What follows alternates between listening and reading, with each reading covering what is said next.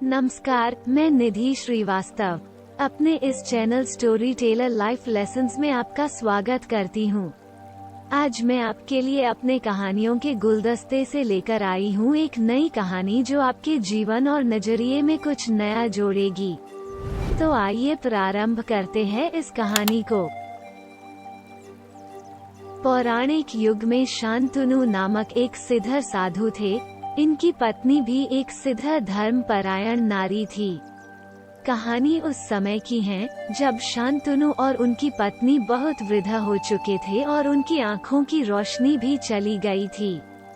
इन दोनों का एक पुत्र था जिसका नाम था श्रवण कुमार। श्रवण कुमार बहुत ही सरल स्वभाव के व्यक्ति थे। माता पिता के लिए उसके मन में बहुत प्रेम एवं श्रद्धा थी। वो दिन रात अपने माता पिता की सेवा करते थे। अपने माता पिता का बच्चों की तरह लालन पालन करते थे। उसके माता पिता भी स्वयं को गौरवशाली महसूस करते थे और अपने पुत्र को दिन रात हजारों दुआएं देते थे। कई बार दोनों एक दूसरे से कहते कि हम कितने धन्य हैं कि हमें श्रवण जैसा मातृभक्त पुत्र मिला, जिसने स्वयं के बारे में न सोचकर अपना पूरा जीवन वृद्ध नेत्रहीन माता पिता की सेवा में लगा दिया। इसकी जगह कोई अन्य होता तो विवाह के बाद केवल स्वयं का हित सोचता और बूढ़े नेत्रहीन माता पिता को कहीं छोड़ाता और खुशी से अपना जीवन यापन करता। जब ये बात श्रवण ने सुनी तो उसने माता पिता से कहा कि मैं कुछ भी भिन्न नहीं कर रहा हूँ, यह मेरा कर्तव्य है। जब मैं छोटा था तब आपने मुझे इससे भी ज्यादा अच्छा जीवन दिया और अब मुझे यह सौभाग्य प्राप्त हुआ है कि मैं आपकी सेवा करूं। आप दोनों जो भी इच्छा रखते हैं मुझसे कहे, मैं उन्हें अवश्य पूरा करूंगा। तब शांतनु और उसकी पत्नी कहते हैं, पुत्र श्रवण, हम दोनों की आयु बहुत हो चुकी है। अब जीवन का कोई भरोसा नहीं है। किसी भी समय हमारी आंखें बंद हो सकती हैं।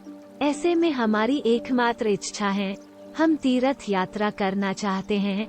क्या तुम हमारी यह इच्छा पूरी कर सकते हो? श्रवण कुमार अपने माता पिता के चरणों को पकड़कर अत्यंत प्रसन्नता के साथ कहते हैं, हाँ पिताश्री, यह तो मेरे लिए परम सौभाग्य की बात होगी कि मैं आप दोनों की इच्छा पूरी करूं। श्रवण अपने माता पिता को तीर्थ करवाने हेतु एक कावड़ तैयार करते हैं, जिसमें एक तरफ शांतनु एवं दूसरी तरफ उनकी पत्नी बैठती हैं और कावड़ के डंडे को अपने कंधे पर लादकर यात्रा शुरू करते हैं।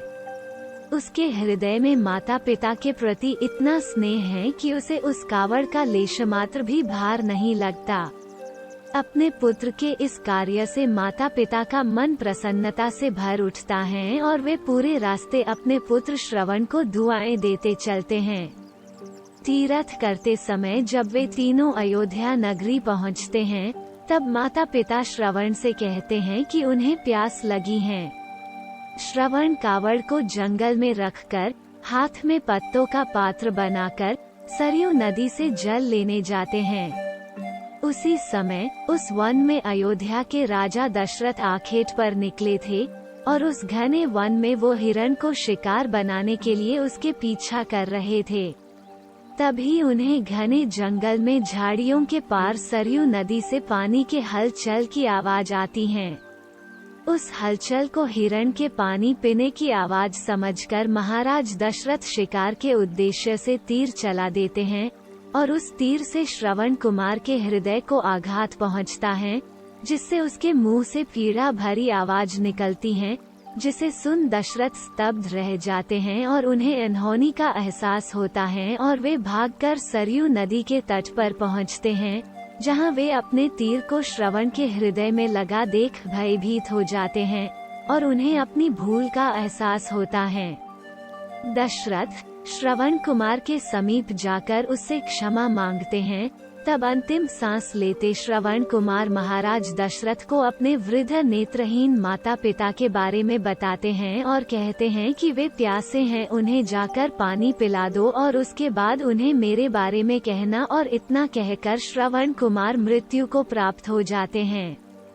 भारी हृदय के साथ महाराज दशरथ श्रवण के माता पिता के पास पहुंचते हैं और उन्हें पानी पिलाते हैं।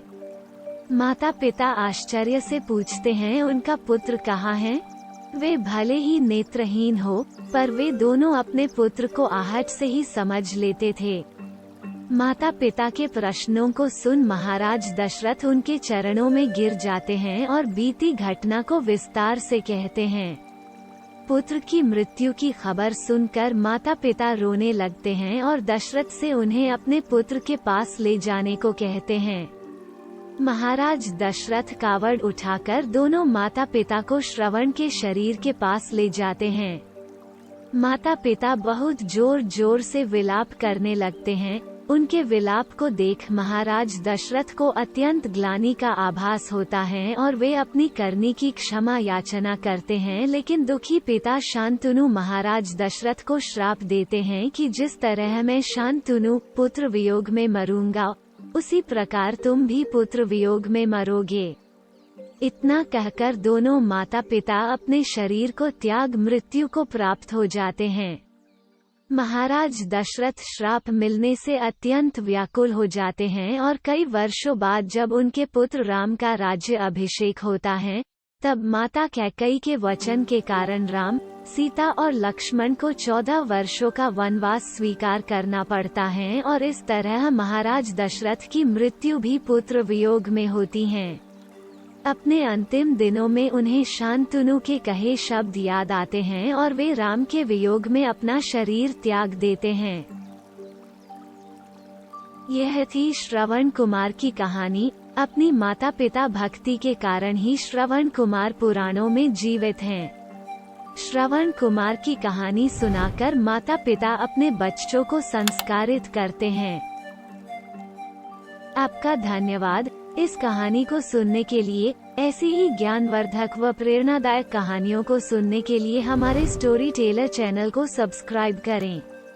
और यदि आपको लगता है कि यह कहानी आपके किसी अपने के जीवन को प्रभावित कर सकती है, तो इस वीडियो को अवश्य ही लाइक करें व शेयर करें।